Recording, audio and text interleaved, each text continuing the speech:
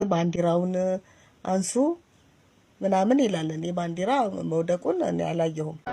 ባንዲራ ይጣልቃይ እዚህም ያለው ጆሬ ላይ ያለንም ለቁራው እንደምትሉት እንዳማረ ምትናፍቃት እንዳማረ ይቀራል። ይሄ ህመም የሚገባ አዲስ አበባ ተወልደ ስታድግ ነው። የቴዲ ዘፈን ልትረዳው ነው። ለቁራው እንደምትሉት እንዳማረ ለቁራው እንደምትሉት እንዳማረ ምትናፍቃት እንዳማረ ይቀራል። ኢትዮጵያ ትቀጥላለች፣ ትበለጽጋለች፣ ታድጋለች። ምንም ጥያቄ የለውም። በጣም ብዙ ተስፋ ያላት ሀገር ነች።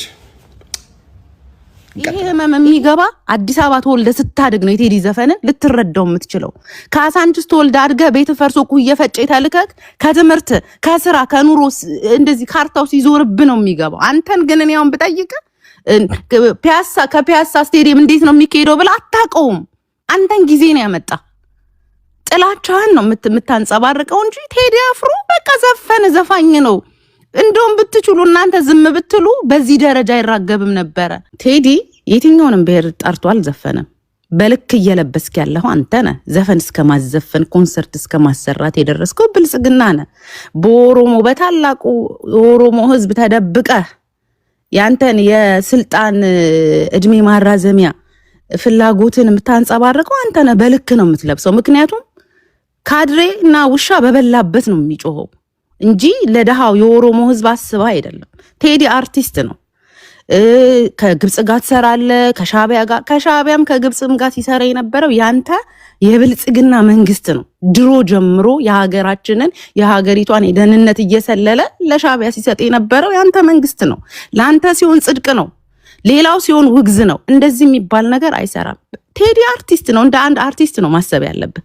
እንዲወደድ ሞር እንዲሰማ ያደረጋችሁት እናንተ ናችሁ። ምክንያቱም ስትከለክሉት ሙዚቃ ሰማ ተብሎ የአዲስ አበባ ልጅ 138 ወጣት ስታስር ዘፈን ያዘፈንክ ማህበረሰብን ነፍጠኛ ያልክ ግጥም በካድሬዎችክ ኮንሰርት አዘጋጅተ ስታሰድበው ነው ህዝብ ይወደዋል። ቴዲ አላችሁ እስቲ ዘፈኑ ከመጀመር ሀገር ለሞተችባቸው የህሊና ጸሎት እናድርግ። ብትበላውም አንተ ነው የምትበላው። አጫሉን እንደበላው ወዴትም አታጠጋጋ። ፋኖ ኦነግ ምናምን ህዋትን አታጠጋጋ። አንተ ነው የምትበላው። ብትበላውም አንተ ነው የተሸበርከው። አንተ ነው እንቅልፍ ያጣው። ከእምነት ጋር ተወስዱታላችሁ። እምነት ጋር ወሰዳችሁት። የሆኑ ሰዎችን ፈጥራችሁ መጽሐፍ ቅዱስ እያስያዛችሁ በየእንትኑ ታስጮሃላችሁ።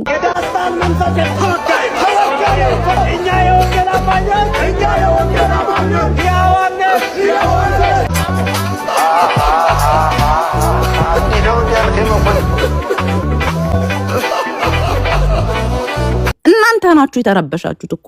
ቴዲማ እንዳንተ መንግስት ሳይክል እየነዳኩ መግለጫ አይሰጥም ወይ እዩኝ አይልም። ቴዲ ድሮም በጣም እንትን ነው፣ ቁጥብ ነው። አታገኙም። በየቦታው የምታገኘው ሰው አይደለም፣ አይገኝም ቴዲ። ስለዚህ ይሄ ልጅ አርቲስት ነው። እናንተ ናችሁ ሞር እንዲራገብ ያደረጋችሁት።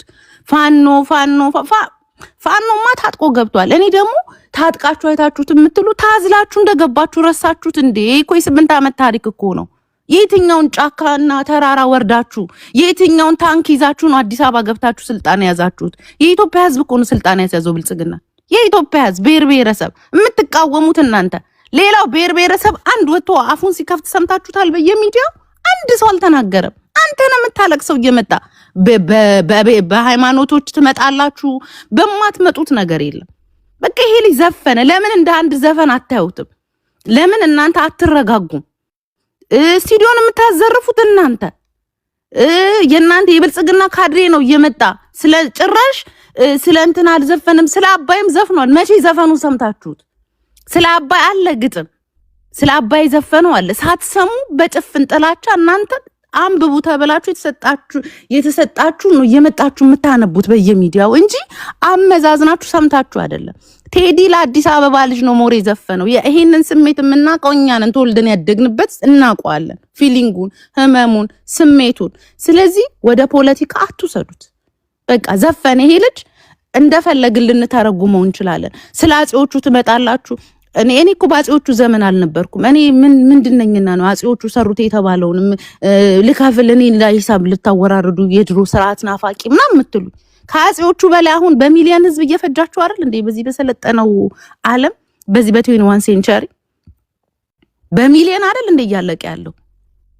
አጼዎቹ እንኳን ያላረጉትን በኢትዮጵያ በዘመኑ አስተናግዳ ማታቀውን አይደል እያስተናገደች ያለችው።